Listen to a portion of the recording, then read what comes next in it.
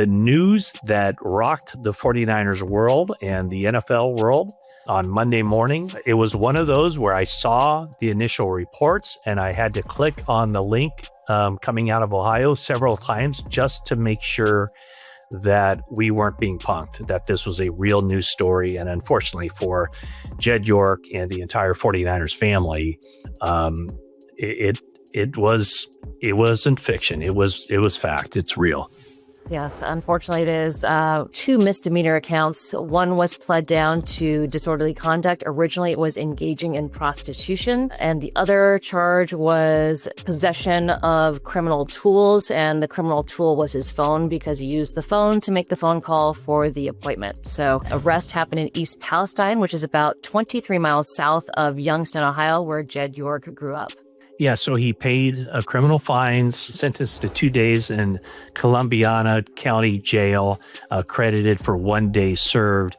And so, this all happened so quickly. He was arrested at the Wheat Hills Mobile Trailer Park. In a full day, he had already had that plea agreement.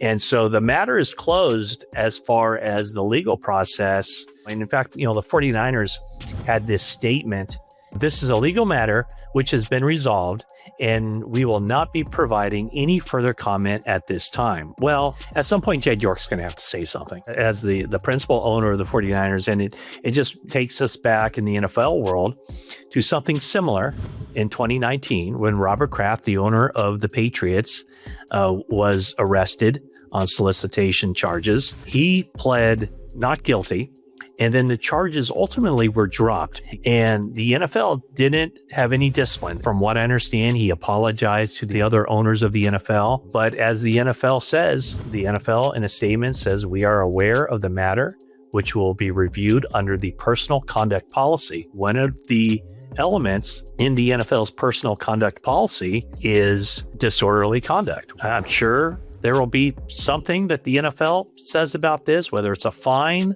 or whatever else. Further information did come out that he had filed for divorce from his wife, Danielle. They were married for 15 years. That what happened in May. He was involved, like Robert Kraft was, in a sting operation. This was by the Mahoning Valley Human Trafficking Task Force.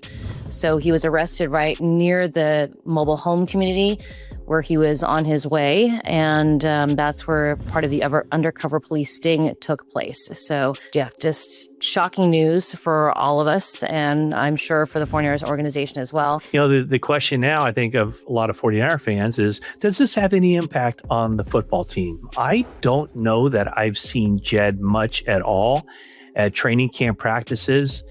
Certainly his involvement with the daily operations of the football side aren't what it has been. I don't think it'll have any impact on the team. However, I'm not naive enough to think that it won't be seen. If the 49ers struggle, that'll be something they'll be pointed to. And also because Al Guido is now CEO, I think he's a guy who is referred to if there are any other decisions that need to be made. Obviously, they still go up the flagpole to Jed York if necessary.